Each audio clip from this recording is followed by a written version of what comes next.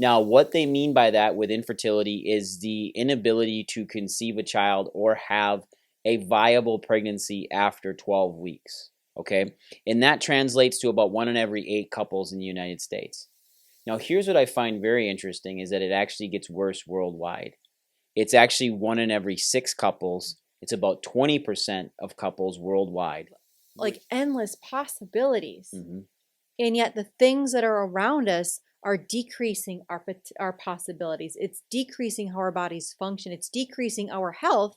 So then our bodies are doing exactly what it's supposed to do in protecting us and not allowing for a viable pregnancy. Wow, okay, I want to start a family. Well, we need to like prep at least 6 months to a year before we want to start that family. We want the best two things, that sperm and the egg coming together to make the best perfect baby, the best chance at life.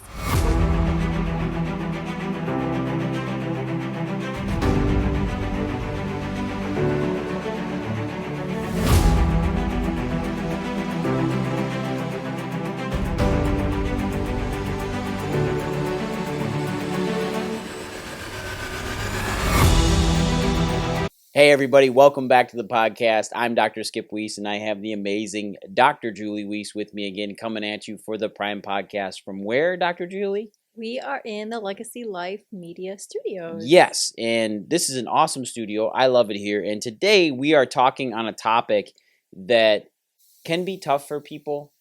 And we're segueing from a time frame right now with nutrition and kiddos, but we're taking almost a 180-degree turn from that, and we are talking about infertility today, Dr. Julie. And I think this is going to be something that we will talk about a little bit here over the next couple weeks, because we can't just summarize it in 20 minutes. It's a massive issue going on worldwide, not just in the United States. We see hundreds of people that deal with these issues. And do you have anything you'd like to comment right away about this, Dr. Julie? I would just say I know that we are going to probably hit some triggers. Mm-hmm. We're going to pull on some heartstrings. That is not our intent. Yeah. But just like everything that we do within our clinic, and the reason for why we have this podcast is for information. Yep. And so if anything that we can say, that we can publish, that we can put out, that could potentially change the trajectory of somebody's life. Yeah. If it could give some information, just a different viewpoint or options, that is all that we are hoping to be able to do, because infertility is tough and for those that struggle. However, as we're going to go through in today's podcast, there are some things that, right, if we talk about the brain and body communication, that when we get those things working, it is amazing. God has put everything in our bodies to be able to do the things. And sometimes there are multiple outside forces that, create havoc within our body. And so if we can at least be one of those tools to help to give that resource, to allow our bodies to give the best options to be able to hold a pregnancy, right? That is the emphasis and the reason why we want to do this podcast. I've got some stats that I want to throw at you today, Dr. Julie, because these are live, up-to-date stats from 2024 from the World Health Organization, the WHO. And I wanted to know what the infertility rates were here in the United States currently, because it's right where we had originally been dealing with this for over 16 years. It's went up just a little bit, but I also wanted to know what it was like worldwide. And is this a global pandemic, if we'll say that, because I believe it is.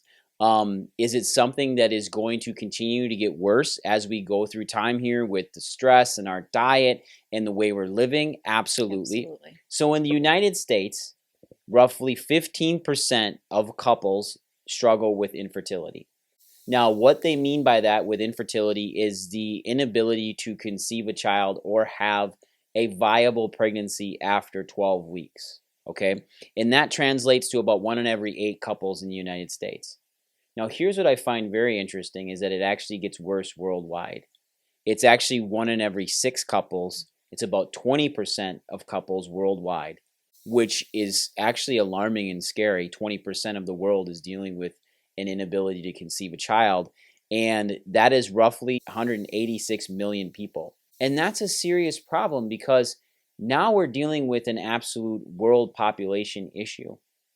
And there's a lot of camps out there that believe that the world is overpopulated, that we're going to decrease and destroy the world's natural resources with the amount of people on it.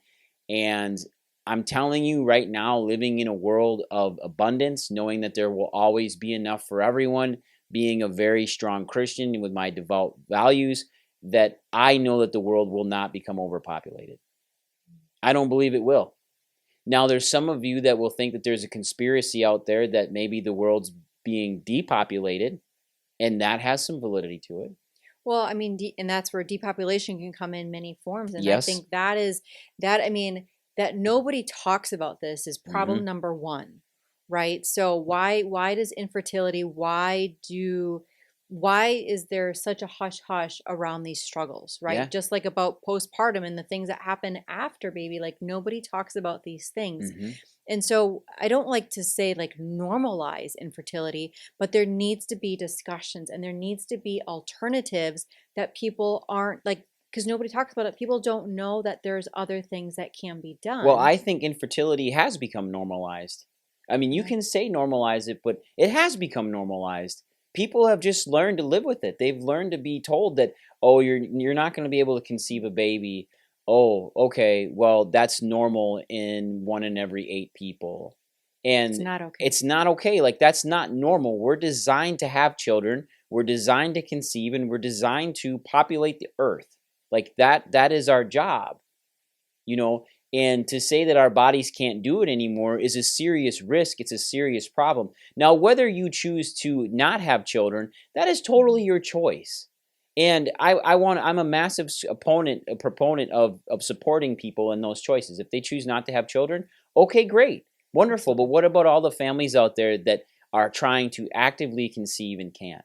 And that's what we're talking about today. And to just be told absolutely no that you can't. Yep. You know, and so that's what we're going to go through of, okay, maybe there's things that you are doing within your lifestyle that is causing these things, but within the normalcy of it, just to be told that, yeah, I'm sorry, your eggs are this or your sperm, or yet you're just infertile. It's not just a blanketed, that is the answer. And in fact, like when we're looking through this contributing factors, I kind of find it funny because I actually did ask some of the computers out there. I asked AI. I was like, what do you think the contributing factors are of this? And I agree with some of these and I disagree with others. And actually, the reason why I disagree with it is because I have an opposite opinion on it. And age is one of them, lifestyle. And here's the one: access to medical care. Medical care, access to medical care. I would disagree. I would disagree with that 100%. I think the over access to medical care is actually leading to some of the fertility issues in our United States population and in the world population. Well, right, because that encapsulates a lot of things. Yes. That's maybe coming from the option to maybe be able to do IVF. Right. I would look at it from that reason as well. Yeah. But everything else thereof is causing issues. You look at medications. A lot of medications that are out there right now cause infertility, cause a delay in menstruation, change how menstruation happens, changes the way a woman ovulates, but also from the other side of it is changes the way men produce sperm, change sperm counts, change temperature of areas. Like this is a tremendous change for everyone. And because of that, it's added a ton of stress.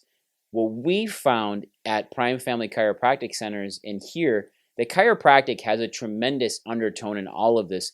The way your nervous system, you hit on this, the way your nervous system talks and communicates above, down, inside, out, top to bottom, and then inside out to adapt and to the outside world, tremendously decreases when we don't have the right communication. Yeah, and I mean, and well, think about it. Like if your body can't run a program, why then would it want to try to sort of make something and you sort of try to grow it within your body? Yep. That doesn't make any sense. And, you know, so that's where medications and like everybody walks around with a cell phone. Yep.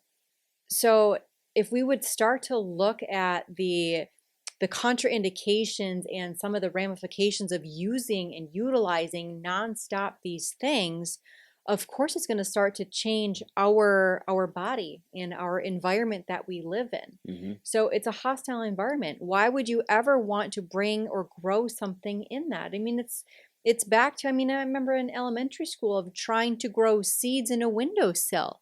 And if it had all of these, like a toxic environment, you know, whatever you were maybe watering it with, Mm-hmm. or if you talked nice to it or you play different music to it, right? That, and this is a seed, right? Mm-hmm. You know, or a piece of grass that we're trying to grow, and you put like a cell phone next to it now, it's killing all of these things. So Yeah, then we it literally wonder, won't grow. okay, we're living in this world of like endless possibilities. Mm-hmm. And yet the things that are around us are decreasing our possibilities. It's decreasing how our bodies function. It's decreasing our health. So then our bodies are doing exactly what it's supposed to do in protecting us and not allowing for a viable pregnancy. Dang, exactly. That's exactly it. And we see a lot of these questions out there. Some of the most commonly asked questions are, you know, what causes infertility? What can lead to different points of not being able to conceive? And a lot of the times, let's just talk about age right away. So a lot of the times people will be told, I'm too old to conceive. Well, that's kind of a falsity, because we've seen so many women get pregnant in their upper 30s and early 40s. We've seen that happen, The barring the geriatric geriatric uterus. uteruses are still having babies. Yes, medically, have they seen a risk go up when you're past 35 years of age? Have they seen an overcalcification of the uterus or the placenta after 35 years of age? Have they seen these things change? Yes, but are you at risk? I'm not a medical doctor, so I'm not going to tell you what they believe. I'm going to tell you from our perspective, from a chiropractic doctor and taking care of these moms, they handle pregnancies just fine 35 years and older. Well, Their bodies do just fine. Just like some of the senior patients that we Mm-hmm. have can run circles, literally dance Mm-hmm. circles around some of the 15 and 20-year-olds. And it all comes down to the brain-body communication and the things in our environment and how the things that we're doing to best care for Well, us. the body's ability to adapt to stress versus compensate to stress. That is a massive thing. And one of the big questions is on here is, what causes infertility and how is it diagnosed? Well, the cause of infertility is still unknown, because there is no one true answer to it. I will tell you that everything, just like most 90 to 99% of the disease processes in the body are caused due to stress on the body, infertility is the same thing. In fact, we use this analogy a lot. If you're running from a tiger, you're not going to stop to go to the bathroom. You're not going to stop to take a drink of water. You're not going to stop to eat. And you're definitely not going to stop to make a baby or have a baby. Well, to have a baby and actually conceive life. Now, men, it's different. When men are super stressed, it's fight, flee, and fornicate. Women are totally different. But when we're running from a tiger and we have a tremendous amount of stress in our life, your body is in no state to actually put life together and conceive life. So and you said it, you said fornicate for men, Yep, right? for men. So like we already see the opposite. So this is not just a female dependent epidemic. No. This is both sexes. And so if we talk about a male being in a stress environment, right? It's like women are monthly, but we need to talk about sperm like a year ago. Sperm right? turnover every 180 days. We need to be looking at, this isn't necessarily a picture in exactly this specific time period, right? So we have 180 days, we have 365 days.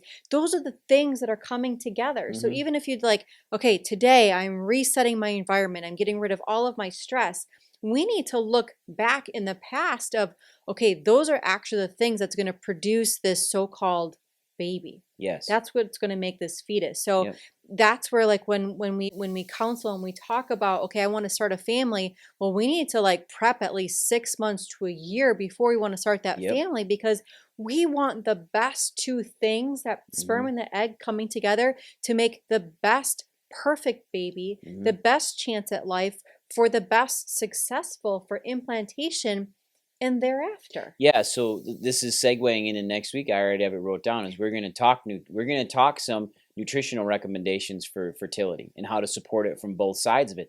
But looking at what you're just talking about there, it's a man and woman side of things. Every woman out there has been told this, even in elementary school with science, right? That you're born with the exact same amount of eggs you're ever going to have your whole life. Okay, well, I get that, but do the eggs not turn over? Like when I see you right now, are your eggs 42 years old? Are they 35 years old? Like, do you have these old eggs that just aren't working anymore? Hell no, that makes zero sense. Are you born with the amount of eggs you're supposed to have? Yes, you are.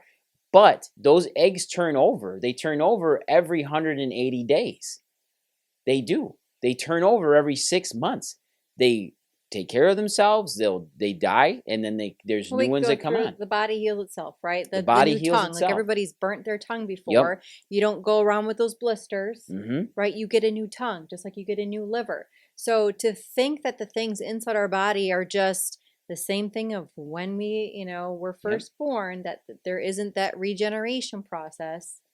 It's the The same thing fallacy. with bone cells. Mhm. There's medications out there that stimulate bone cell growth, but they don't stimulate the destruction of bone, which is actually needed as well. You can't build a house on a crappy foundation. You can't just go and report sidewalk after sidewalk after sidewalk and not tear out the bad stuff. Like, it's the same thing. Why would I want to conceive life in an egg that's old? It makes no sense. The genetics don't work properly. My sperm don't have the right genetics in them because they're old and they've died off. Why would I want this old ass decrepit sperm strolling down the uterus with its cane and walker out, thinking it's going to meet up with the old lady egg and going to conceive a good child? It doesn't If work that like made that. sense that way, That is then ridiculous. as we get but if so, that's the thinking. But Mm-hmm. if that actually worked that way, as we get older and we get more aged, that would mean that increase in pregnancies would go up because we have the slower egg and the slower sperm coming together for a better chance Mm-hmm. for Yeah, it should implantation. go up, but as you get older, it goes down because they will say, "Well, you have less eggs." Well, you're still popping one off every month. So, I mean, I don't mean to just throw it out there like it's not important, but the literally the thought process behind infertility is so incredibly flawed and so backwards that we don't actually look at the root causes of these things. And this is what absolutely breaks my heart when we have moms and dads in with infertility issues that can't conceive, that have spent hundreds of thousands of dollars to get pregnant and to end up sadly with in vitro. And I don't mean that in a negative way, but having to have in vitro when were there steps that could have been done early on to help promote dad and mom both morphologically with sperm and egg, proper release, and not just have the mom just do a melatonin shot to change the way that she actually ovulates. Well, and it's the expense of the IVF, but then to Yeah. repeat it because Yes. again, we're bringing something in to potentially a hostile environment Mm-hmm. or an environment that still isn't communicating. Mm-hmm. So even if the IVF, if that is the option, right, then we still need to have the communication. So once those things are Yeah. together, for the body to know exactly what needs to be done with it. Well, the And implantation's got to happen. that's where the failed, well, I've gone through 2 or 3 rounds of IVF, right? Yeah. That is, like, some people think that just IVF is going to be that answer. We still need to have that computer program. We need to have the program running the correct program to allow for the best possibility for the IVF to be successful. Yeah, and it has a lot to do when we look at physiology in the mom and the anatomy. Where is her uterus located? Is it posterior? Is it anterior? Where is that cervix located? Where is all of that position in mom at the time of fertilization? Can you get proper implantation? Because getting fertilized, having your eggs fertilized, is just half the battle. That egg still got to come out now, fertilized. That baby, that zygote, that life has to come out and implant itself on the back side of your uterus, not on the front, not on the bottom. There's a very specific area that it has to implant, and if it doesn't, it will not continue to conceive life or support that life that just got fertilized. And that is something that's very rarely taken into play, very rarely talked about, and that's something that we see in chiropractic. This is the old adage, like, you've heard it. I saw my chiropractor and ended up pregnant. We've had women say that all the time. Now, do we have a cure for infertility? Absolutely 100% no, we do not. But do we know that if we get the communication back from the brain to the body and get it back, can it give the body the best chance of maybe supporting life and getting a pregnancy that's viable? Absolutely. This, I Absolutely. would say this starts already back to like in teens for women, like when Mm-hmm. you first start your period. Is it a regular period? Yeah. Is your flow like, is it is it ridiculous? Mm-hmm. Right? Do you have extremely painful cramps and bloating and all of these PMS symptoms that the world has told us that it's normal to have? Are Mm-hmm. we ovulating from both eggs? If we are already experiencing those in our teens when we've started our periods, it only grows into bigger issues and concerns down the road. And then we talk about, well, I'm dealing with infertility, I'm Mm-hmm. dealing with those struggles. Mm-hmm. So this isn't just, that it happened Those overnight. precursors were there early on in teenage Mhm. years when women first have their periods, when they first start their menstrual cycles. These patterns are already set up, and they're neurological. They're They're signs. They're 100%. letting us know that something isn't working. And they're hormone related. And what drives your hormones? Your brain. Your brain controls your hormones. Your brain controls your pituitary gland. It controls your thyroid. It controls or tries to control the stress levels in your body. And when it can't communicate, it does increase cortisol, because cortisol is a neurotransmitter that helps with brain communication in a state of crisis, not in a state of rest and digest and reproduction. That's why there's oxytocin released. That's why there's different hormones released: estrogen, progesterone, FSH, LH, all of these different hormones that need to be produced and released to cause ovulation, to help with implantation, to help then with that baby to grow inside mom. It's a very well orchestrated and finely tuned symphony. But when it comes together, it creates something Magical. magical. It's a miracle. And yes, modern medicine does help moms get pregnant with IVF. It does. And I'm not saying to not do that at all. But there are other things that should be done before that happens, so we can help moms. And then if it's truly an issue there where we can't get implantation, then we have to do that. And that would, I think personally, would change a lot of moms' lives and dads' lives out there. Women and husbands and wives that are trying to conceive.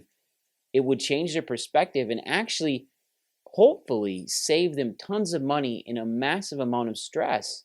I think it's the stress, right? Yeah, Of the family it's hasn't even hard. started and we're already stressed. So It's all of the hard. things, it's not just a one piece of like getting pregnant. It's okay, are we ovulating? What does the sperm look like? And then, can we conceive? And then can we hold that pregnancy? Mm-hmm. Mm-hmm. That's where like there's some people that have no problem getting pregnant, Mm-hmm. but then they can't hold that They can't hold the pregnancy. pregnancy. Right. Yeah. So that's where, and nobody talks about that. And it's usually afterwards of the congratulations for a rainbow baby. But Mm-hmm. what about all of the other things that could have happened before? Yep. I've taken care of moms and nurses and naturopaths that have come in and said, I got to change, I got to figure out why my luteal phase isn't lasting long enough. And these are moms that are very well versed in birth. And it's like, why can't I carry past 12 weeks? Why do I have issues in the first 10 weeks? Why do I have issues in 12 to 16 weeks? Why are these hormones not staying where they're supposed to stay? And I'm telling you right now, when cortisol in your body is out of control, your hormones can't balance. And even more importantly, neither can your blood sugars, neither can the insulin in your body, neither can any sort of sex hormone that you're supposed to come across, whether it's progesterone, estrogen, testosterone. These things cannot regulate properly because your body is in a constant state of stress and fight or flight. And it comes back to a lot of things. We've talked about sleep on here. They can go back to 6 months ago and learn about sleep. We've talked about a lot of things, and this is just scraping the surface of what we're going to get into with everybody. And so it's not just like a one thing that fixes Mm-hmm. everything. When your brain is that one thing that controls everything in your body, Mm-hmm. you need to take a brain-based, a neurological approach. Yes, you do. And everything else, if it's the IVF, if it's the medical world, and then it's the blood testing and nutrition, and all of those things can then come together and be harmonious and work Mm-hmm. together. But if we don't have that underlining thing, that brain talking to the body to give the best accommodations, the best nest for that baby to be able to be born in, that's why we have these struggles. It is. That is the foundation. It is. So we're here to help. We're here to try to provide answers, give some solutions, give some alternatives that can work really, really well. We're here to support our moms, not make them feel bad. We're here to support husbands because we don't want them to feel bad either. Like, this is just a male issue as it is a female issue. And a lot of this onus gets placed on women when it should be placed on both couples and both people in the couple. And then how can they work together to conceive and have these babies? And we want people to have as much life in their body as possible and as much life around them as possible. Dr. Julie, do you have anything else you want to contribute today? Because our next episode is going to be pretty awesome too. So I hope you guys enjoyed this. I hope that you got something out of it and just truly liked it. Remember to like, remember to subscribe, give us a thumbs up, click this, share this to people, comment below. If you have any questions or concerns, we will get back to you and we will try to answer those questions as thoroughly as possible. Thanks, Dr. Julie. You were awesome. Bye, everybody. Bye, everyone.